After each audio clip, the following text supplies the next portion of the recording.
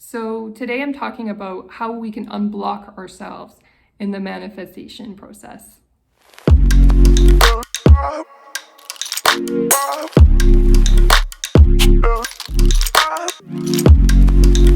Hi, my name is Leah Chantel, and today I'm talking about manifestation and how we can unblock ourselves when we're feeling stuck and trying to manifest something. The first area where we get blocked is in correctly identifying the desire that we want to manifest. So sometimes we set up these goals in our minds. We think we want to manifest a specific thing, but that thing that we're trying to manifest is not the authentic goal. And so if we're focused on the wrong thing, then we're not going to manifest it because we haven't truly identified the thing we want, because maybe it's too scary. Maybe we're thinking we want to transfer to another department in the same employer, and then we apply for that transfer and we don't get it. And then the real deeper reason why is because we actually want to leave that employer completely, and we're too scared to identify that desire because what are the consequences are going to be to leave that employer? Maybe I'll earn less money, or what if I don't get anything, right? So those fears get in the way of correctly identifying what our true desire is. And so we have to be able to go underneath the fear to identify what our heart is really yearning for. And when we make a decision based on what our heart is truly yearning for, that's when the universe can move into action. That's when we've got a chance at making it happen. If we're too scared to go there and name our authentic desires, then we're not going to manifest anything because we haven't correctly identified what we truly want in the first place.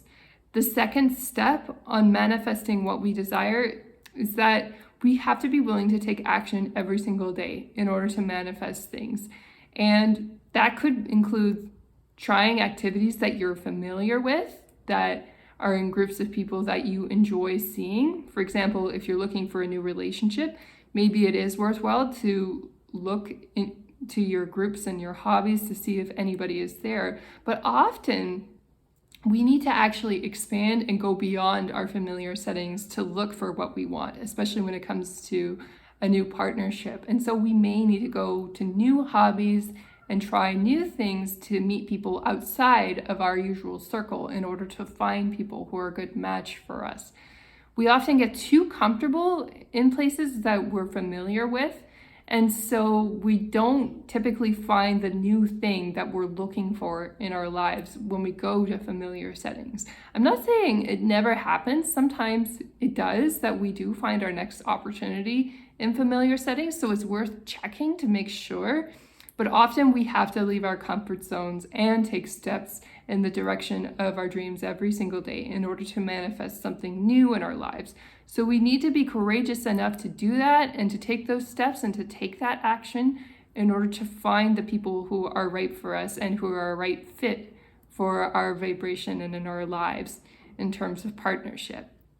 So the next way that we get blocked when we're trying to manifest something is that we believe we know everything that there is to know intellectually. And therefore, I've tried all the answers, I've tried all the fixes, and nothing works. When we're in that place, we're actually in our ego, and we're not leaving room for the universe to come and help us. We're not leaving room for mysterious forces to lift us up and take us into the direction of our dreams. And so we have to sometimes let go of what we think we intellectually know in order to manifest something new and transform our lives. And so faith in the mysterious is huge. We have to be willing to let go of what we think we know, no matter how smart we are or how intellectual we are. That is sometimes the thing that stops us from bumping into new opportunities, right? And so being smart is an amazing tool in our workplace when we feel we have control, or in starting a business. But when we're manifesting new relationships or new opportunities, that can be the thing that actually blocks us sometimes. And so we have to find practices where we're letting go of our thoughts, such as meditation or yoga, or even a rigorous fitness practice that gets you into your body and out of your head for a period of time. And then that allows you to connect with something greater than yourself. And that could be actually even something you do through prayer as well. You need to have that connection and that faith in something mysterious coming along and helping you. And when you have that faith, then there's a chance that something may happen that moves you into the direction and unblocks you from achieving the goals and dreams and ambitions that you're hoping to achieve.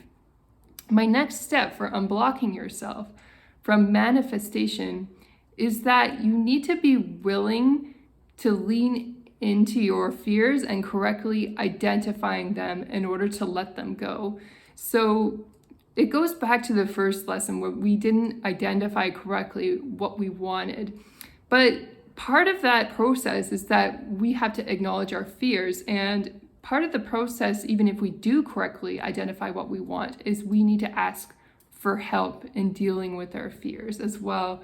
Maybe you do know exactly what you want, and yet you're very terrified of making it happen. Maybe what you really want is to move to a different country, for example, but you're terrified because you really don't know what to expect when you get to the new country. And that's completely fair. And so when we have fears like that, we really need to ask for assistance on how to deal with that fear and continue moving forward. Because if we just ignore our fears, that's going to be in our unconscious, and that's going to sabotage our conscious effort towards the things that we're trying to manifest. And I'll give you an example. Recently, I wanted to manifest a different living situation because I want more flexibility to decide where I live and work, and just to get up and go because I love travel. And one of my favorite ways to do so is to relocate and live somewhere and explore the community close by. But it's getting harder and harder to do that. I've noticed my intellect telling me that. And so I have to confront my fear of all the expenses going up and things becoming less affordable by affirming that I am safe and that I am home in my body, no matter where my body is, that I can protect myself and take very good care of myself regardless of whatever situation I am adapting to or living in the moment. And that I don't necessarily need physical manifestations of possessions or shelter or traditional forms of protection in order to make sure that I'm happy, healthy, and secure. I can just be secure in my spirit and trust that it's taking me to the right place at the right time. And so that's very important, is to identify your fears properly and ask for help on them from the universe, from your guidance system. And then you'll receive the help that you need in order to adapt to the thing that's really, really resonating with your heart's desire, and yet have a way of coping with the fear that's getting in the way of getting you to the place you need to go for fulfilling your heart's desire.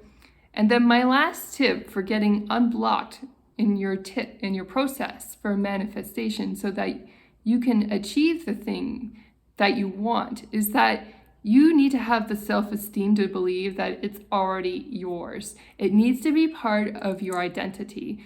So if you don't believe that you'll really achieve the thing you want, or you don't identify with the thing that you truly want in life, like you don't see yourself as being in a committed relationship, or you don't see yourself being a traveler of the world, or whatever it is you want to achieve, basically it's not going to happen, because even when the opportunity comes along, it's going to bounce off of your negative identity. And vice versa, if you have a positive identity, even if things appear really bad around you, let's say you have a really positive identity that you're a great partner and that you can do committed relationships beautifully, even if you're surrounded by a mass number of players, you will attract the person into your life who is truly committed out of nowhere.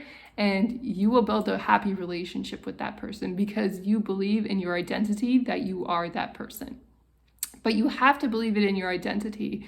If you let these other people, these other voices get into your head that that's not who you are, then you're not going to attract the thing that you're looking for. And that's why your identity plays a very important role in attracting the thing that you want in your life. And that identity also can change and evolve. Maybe you think you want something at one point in your life, and then you change and evolve and you decide something else later on in your life. And that's perfectly okay too. It doesn't mean that the last version of you was inauthentic because you changed your mind. It just means you're growing and evolving, and that's perfectly okay too. If you're truly intuitive and truly open to growth, you will go through many phases of evolution in your life where you genuinely change as a person, and that's okay. That's a wonderful thing, actually. That means you're learning and you're evolving, and that's really fantastic. So if you have any questions about how to get unstuck in the process of manifestation, I'd be really curious to see what you say in the comments below. Don't forget to hit subscribe if you want to see more advice on intuition, manifestation, and relationships from my channel. Those are the topics I really love focusing on and helping you all with. And I hope you're all having an amazing week. Take care. Bye now.